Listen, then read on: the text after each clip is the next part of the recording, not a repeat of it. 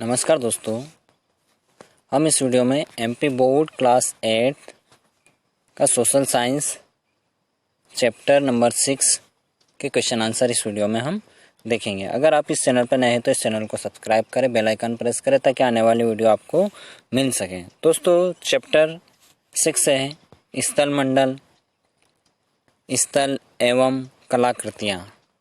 दोस्तों, इसके हम इस क्वेश्चन आंसर देखेंगे। ठीक है, क्वेश्चन फर्स्ट देखेंगे दोस्तों। हम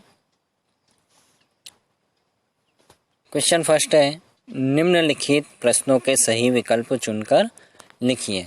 पृथ्वी का लगभग कितने प्रतिशत भाग जलमंडल से घिरा हुआ है? कितने प्रतिशत भाग जलमंडल से घिरा हुआ है पृथ्वी का दोस्तों? तो घिरा हुआ है लगभग 71%। कितना?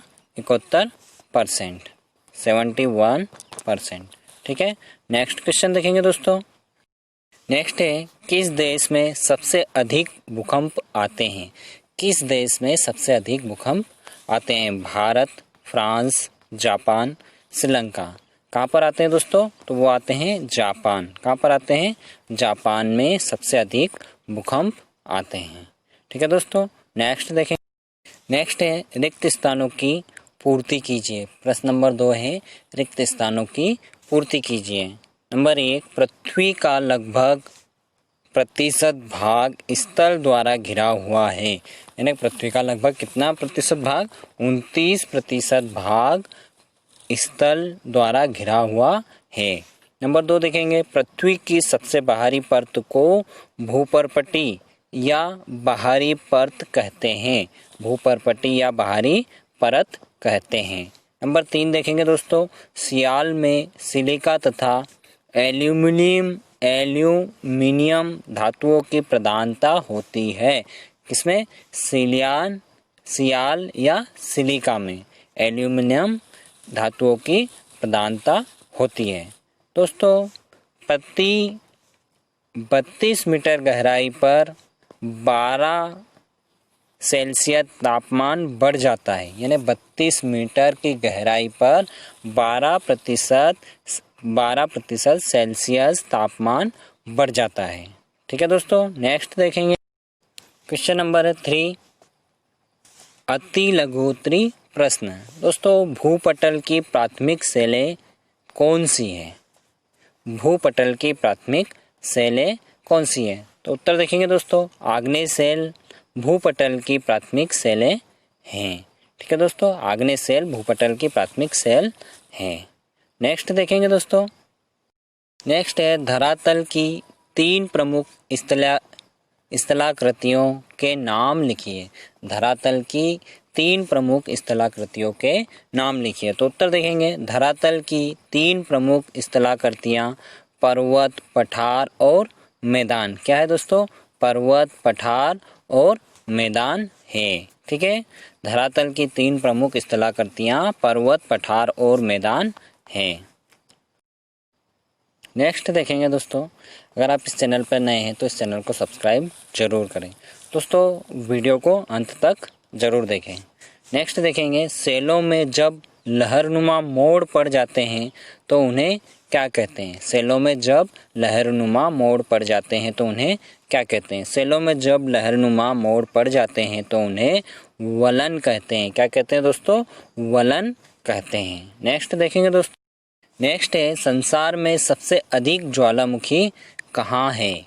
संसार में सबसे अधिक ज्वालामुखी कहाँ है? उत्तर देखेंगे दोस्तों, संसार में सबसे अधिक ज्वालामुखी प्रशांत महासागर के चारों ओर तटीय भागों तथा महाद्वीपीय क्षेत्रों में है।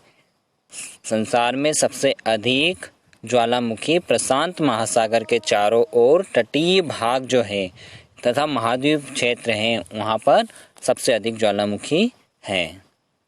ठीक है दोस्तों, नेक्स्ट देखेंगे दोस्तों। प्रश्न नंबर 4 है, लघुत्तरी प्रश्न। प्रश्न है, वलन तथा भ्रसन में क्या अंतर है?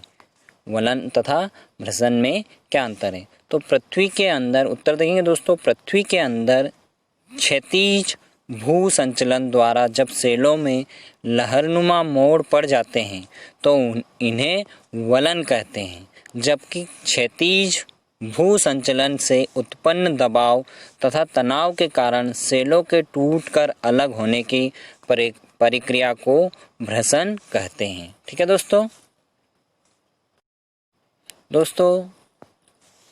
नेक्स्ट देखेंगे औषधि सेलों का निर्माण कैसे होता है। दोस्तों वीडियो को रोककर आप क्वेश्चन आंसर लिख सकते हैं। ठीक है, आंसर देखेंगे जल, वायु एवं हिम द्वारा बहाकर लाए कंकड़ पत्थरों के छोटे छोटे कण जीवाश्म आदि अवसाद भूभाग या समुद्र तल में परतों के रूप में जमा हो जाते हैं और ये अवसाद की परतें गर्मी तथा दबाव के कारण कठोर हो जाती है। यही कठोर पदार्थ अवसादी सेल कहलाते हैं। ठीक है दोस्तों, अवसादी सेल किसे कहते हैं? तो जो कठोर हो जाते हैं तत्व, उनको ही अवसादी सेलें कहते हैं। नेक्स्ट देखेंगे दोस्तों, नेक्स्ट है ज्वालामुखी किसे कहते हैं। क्वेश्चन है ज्वालामुखी किसे कहते हैं। दोस्तों ज्वालामुखी किसे कहते हैं? उद्भेदन के 2 कारण भी बताना है। ज्वालामुखी भूपटल पर एक गोल छेद या दरार वाला खुला भाग होता है। इससे होकर पृथ्वी के अत्यंत तप्त भूगर्भ से गैसें, तरल लावा, उष्ण जल, चट्टानों के टुकड़े, राख व धुआं आदि निकलता है। प्लेटों का खिसकना व भूकंप ज्वालामुखी उद्भेदन के 2 कारण हैं। क्या है दोस्तों 2 कारण? तो भूकंप और ज्वालामुखी के उद्भेदन। प्लेटों का खिसकना और भूकंप, ये दोनों ही ज्वालामुखी उद्भेदन के 2 मुख्य कारण हैं। नेक्स्ट देखेंगे दोस्तों अगला क्वेश्चन देखेंगे हम। क्वेश्चन है भूकंप से लाभ तथा हानियां लिखिए। भूकंप के लाभ तथा हानियां लिखिए। तो भूकंप से लाभ दोस्तों क्या क्या है? तो इससे कभी कभी उपजाऊ भूमि उभर आती है। नवीन भू आकारों का निर्माण हो जाता है। नंबर 2 है नवीन भू आकारों का निर्माण हो जाता है या होता है। इनसे बहुमूल्य खनिज पदार्थ धरातल पर आ जाते हैं। भूकंप से बहुमूल्य खनिज पदार्थ धरातल पर आ जाते हैं। इनसे नीचे हो जाने वाले भूभाग पर झीलों का निर्माण होता है। क्या होता है दोस्तों? झीलों का निर्माण होता है। और भूकंप से हानियां, तो दोस्तों हम देखेंगे भूकंप से क्या क्या हानियां होती है। दोस्तों इससे जनधन की हानि होती है। मनुष्य, पशु आदि मर जाते हैं। इमारतें गिर जाती हैं। रेलें, सड़कें टूट जाती हैं। कारखाने नष्ट हो जाते हैं। नंबर 2 नदियों के मार्ग रुकने से भयंकर बाढ़ आ जाती है। समुद्र में बहुत ऊंची विनाशकारी लहरें उठती है। नंबर 3 है भूखंडों में दरारें पड़ जाती है तथा कुछ भाग नीचे आ जाते हैं। ठीक है दोस्तों, नेक्स्ट देखेंगे हम। नेक्स्ट है दोस्तों दीर्घ उत्तरी प्रश्न नंबर 5वां है दीर्घ उत्तरी प्रश्न। सेल किसे कहते हैं? सेलों के विभिन्न प्रकार बताइए। ठीक है दोस्तों, सेल किसे कहते हैं और सेलों के विभिन्न प्रकार बताना। दोस्तों धरातल की रचना करने वाले सभी पदार्थ सेल कहलाते हैं। जो धरातल की रचना करते हैं वे सभी पदार्थ सेल कहलाते हैं। अर्थात जिन पदार्थों से भूपृष्ठ का निर्माण हुआ है उन्हें सेल कहते हैं। सेलों के 3 प्रकार हैं। दोस्तों कितने प्रकार है सेलों के? 3 प्रकार हैं। दोस्तों हम देखेंगे आग्नेय सेल। क्या देखेंगे दोस्तों? आग्नेय सेल।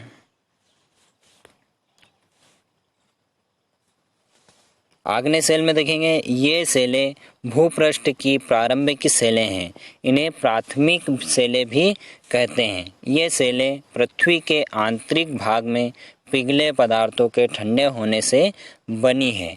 भूपृष्ठ के नीचे अति गर्म पिघला पदार्थ भूपर्पटी में अथवा उसके ऊपर ठंडा होकर कठोर हो जाता है उसे आग्नेय शैल कहते हैं। ठीक है दोस्तों, आग्नेय शैल किसे कहते हैं?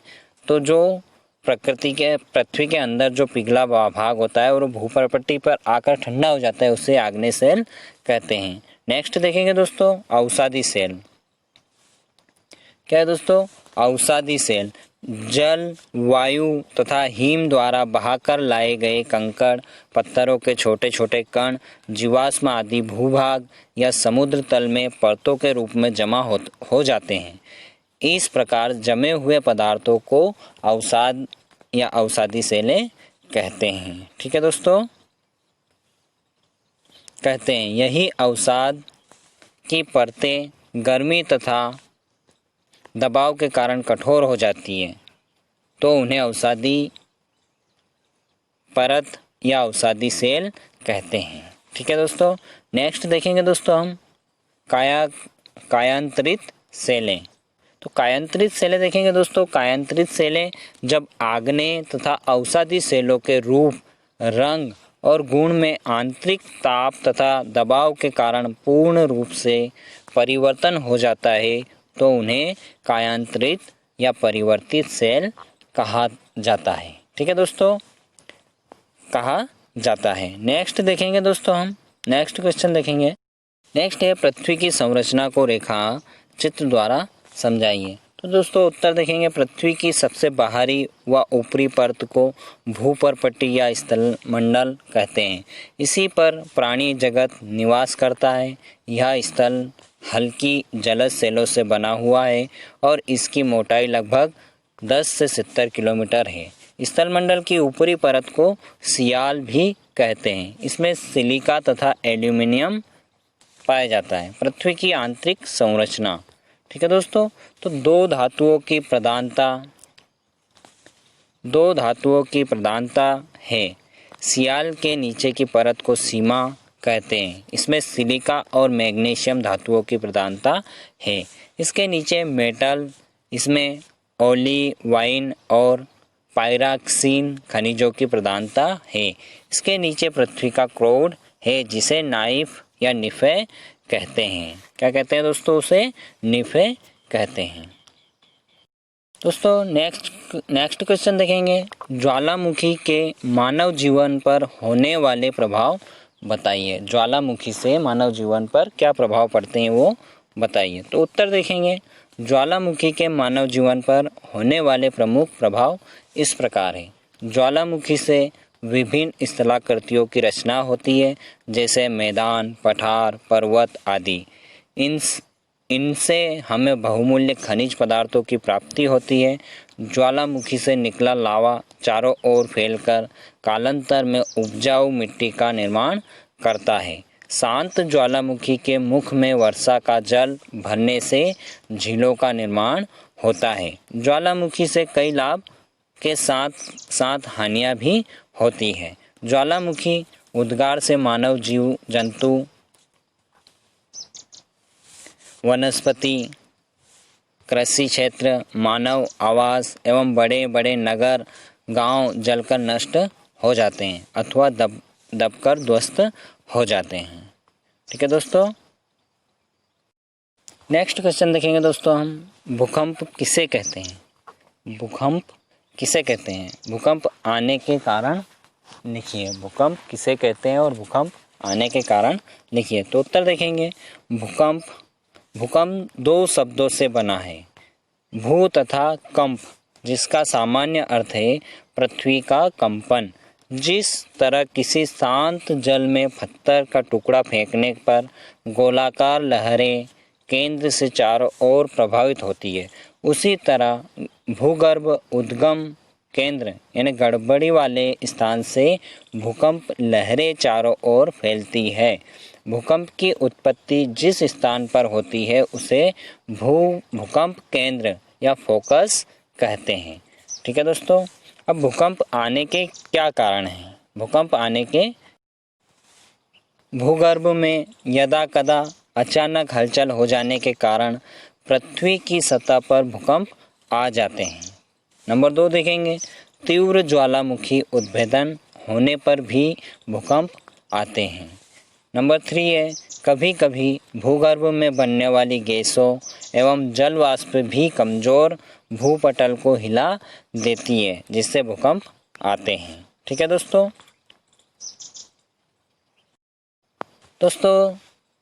निम्नलिखित सेलों को दिए गए सेलों के प्रारूप में अंकित कीजिए। संगमरमर, कोयला, ग्रेफाइट, चूने का पत्थर, बेसाल्ट और हीरा। इनको हमको क्या करना है, प्रारूप में अंकित करना है। तो दोस्तों हम देखेंगे दोस्तों सेलों का प्रारूप आग्नेय सेल, अवसादी सेल और कायांतरित सेल। तो जो ग्रेनाइट है वो क्या है दोस्तों, आग्नेय सेल में आता है और बेसाल्ट भी आग्नेय सेल में आता है। ठीक है दोस्तों। अवसादी सेल में कोयला और चूने का पत्थर और कायांतरित सेलों में संगमरमर और हीरा। ठीक है दोस्तों। आग्नेय सेल में ग्रेनाइट, बेसाल्ट और अवसादी सेल कोयला, चूने का पत्थर और कायांतरित सेलें संगमरमर और हीरा। ठीक है दोस्तों।